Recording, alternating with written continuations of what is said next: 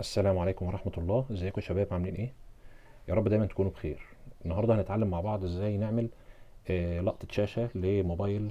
الطريقة الشرح النهاردة على موبايل سامسونج جالاكسي اي 71 بطريقة سهلة جدا بكذا طريقة، ويعني ما فيهاش اي مشكلة خالص. ممكن يكون في حد مش عارفها، فاحنا هنعملها مع بعض النهاردة. ده معانا موبايل اي 71 اهوت.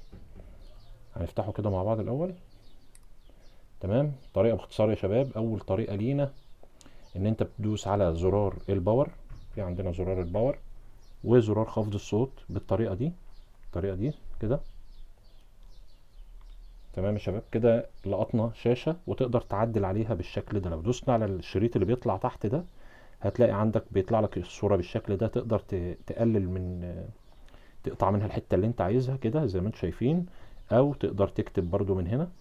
تختار القلم اللي انت عايزه، الرفع بتاع القلم زي ما انتم شايفين، وتكتب بيه عليها اللي انت عايزه اهوت. تكتب على اي حته في الشاشه اهوت، وكمان تختار تكه تاني على القلم، تختار اللون اللي انت عايز تكتب بيه اهو.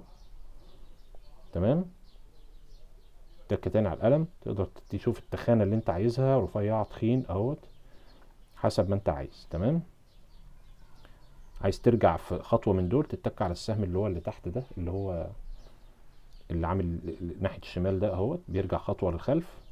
عايز تشارك الصوره تقدر تشاركها المكان ده، من الزرار ده. تمام. في الاخر خالص عايزين تحفظ الصورة على الجهاز بتاعك، بتدوس على السهم اللي هو تحت ده كده. كده بتتحفظ الصورة في الاستوديو عندك، بتروح تجيبها اهي تحت اهي. اهي يا شباب، بتفتح الصورة عادي جدا اهي موجودة. تمام. دي طريقة عمل لقطة شاشة، دي اول طريقة والتعديل عليها.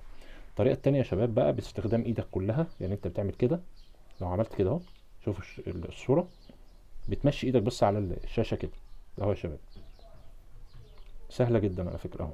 وبيطلع الشريط تحت برضو اللي انت عايز تعدل عليه، قبل ما يختفي بتعدل عليه. تمام. دي الطريقة التانية. الطريقة التالتة يا شباب اللي هي والأخيرة، اللي هي ان انت من الشريط اللي بينزل من فوق ده، القايمة المنسدلة دي، هتلاقي في عندك وضع اسمه لقطة شاشة. لو هو متخصص معاك هنا في القايمة دي، نقدر نخصصه احنا عادي، مفيش مشكلة. بس هو لو موجود هنا بتقدر تعمل لقطة شاشة. مش موجود، لو موجود بتعمل لقطة شاشة من هنا عادي جدا زي مسجل الفيديو بالظبط. يعني في هنا موضوع المسجل الفيديو ده موجود في قلب القايمة دي زي ما انتم شايفين اهوت. ممكن تغير انت الاعدادات بتاعت دي، وهبقى اعمل لكم فيديو ان شاء الله بالطريقة دي ازاي تعملها. انك تغير اعداد من دول، تحط مكانه اعداد تاني زي لقطة شاشة مثلا. لكن احنا النهاردة كان الفيديو بتاعنا ان احنا ازاي نعمل لقطة شاشة، وده كان الفيديو ان شاء الله بتاع النهاردة. وبشكركم لو كنتوا استفدتوا معانا. يا ريت تعملوا لنا لايك واشتراك في القناة. شكرا ليكم، والسلام عليكم ورحمة الله وبركاته.